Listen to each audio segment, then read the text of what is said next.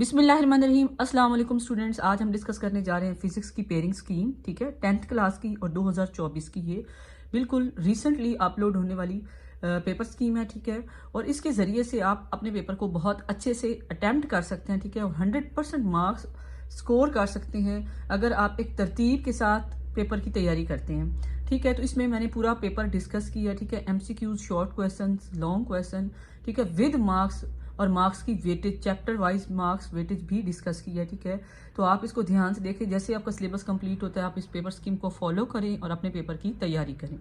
तो सबसे पहले देखें कि हमारे पास यहाँ पे चैप्टर वाइज MCQs के बारे में बताया गया है कि इसको देखने का फायदा क्या होगा। इसको देखने का ये फायदा होगा किस चैप्टर में से आपके देखिए 12 मार्क्स के MCQs होंगे, तो किस चैप्टर के MCQs जो हैं वो ज्यादा आते हैं, या किसी भी चैप्टर में से कितने MCQs पॉसिबल हैं जो आ सकते हैं। तो सबसे पहले देखें, चैप्टर नंबर 10 में से एक MCQ आएगा, 11 में से एक, 12 में से 2, ठीक है, 13 में से एक, 14 में से 2 MCQ आएंगे, 15 में से एक आएगा, 16 में से 2, 17 में से एक और 18 में से एक। और ये पेपर में बिल तरतीब ये होते हैं।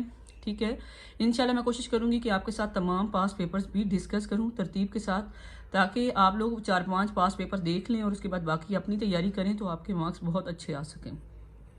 उसके बाद जी हमारे पास लॉन्ग क्वेश्चन में देखें कि हमारे पास इस तरह से पहले शॉर्ट डिस्कस कर लेते हैं कि हमारे पास शॉर्ट क्वेश्चन हैं। शॉर्ट क्वेश्चन में देखें कि हमारे पास क्वेश्चन नंबर 1 तो हो गया, ठीक है, जो कि MCQs थे। अब क्वेश्चन नंबर 2 क्या है, शॉर्ट क्वेश्चन है। शॉर्ट क्वेश्चन के 3 सेक्शन होंगे आपके पेपर में, ठीक है, जो कि आप 9th क्लास का पेपर दे चुके हैं तो आपको पता है।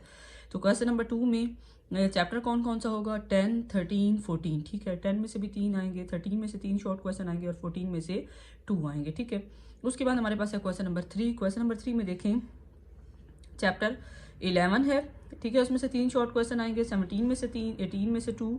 उसके बाद क्वेश्चन नंबर 4 में चैप्टर 12 में से 3, 15 में से 2 और 16 में से 3। इस तरह से अगर आपको चैप्टर वाइज पता होगा कि ये सेक्शन है, इसमें से फलां चैप्टर में से शॉर्ट क्वेश्चन आएंगे, तो आपकी बहुत सारी हेल्प हो सकती है।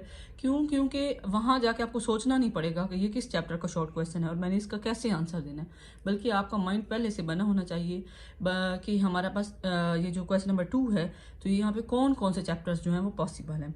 उसके बाद जी हमारे पास है लॉन्ग क्वेश्चन में हमारे पास है क्वेश्चन नंबर 5, इसका A और B पार्ट है। ठीक है, वो हमें नहीं पता किस चैप्टर में से A पार्ट आएगा, किस चैप्टर में से B पार्ट आएगा। हाँ, फिजिक्स का पेपर है तो आपको ये पता होना चाहिए कि एक लॉन्ग क्वेश्चन होगा और एक न्यूमेरिकल होगा।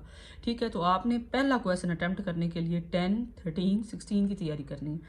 क्वेश्चन नंबर 6, इसका A और B पार्ट अटेम्प्ट करने के लिए आपको चैप्टर 11, 17 और 18 की तैयारी करनी है। और चैप्टर क्वेश्चन नंबर 7, ठीक है, इसके लिए आपको चैप्टर 12, 15, 16 की तैयारी करनी है। इस तरह से आपका मतलब इनको मिला के एक सवाल आएगा, इनको मिला के एक सवाल और इनको मिला के एक सवाल आपका पेपर में आएगा।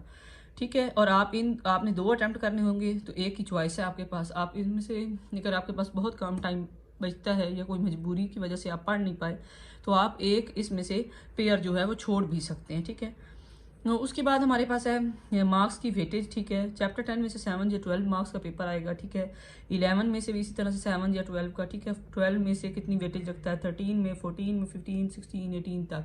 ठीक है, तो इसे आप देख सकते हैं कि कौन सा चैप्टर जो है पेपर के लिहाज से कितना इंपॉर्टेंट है।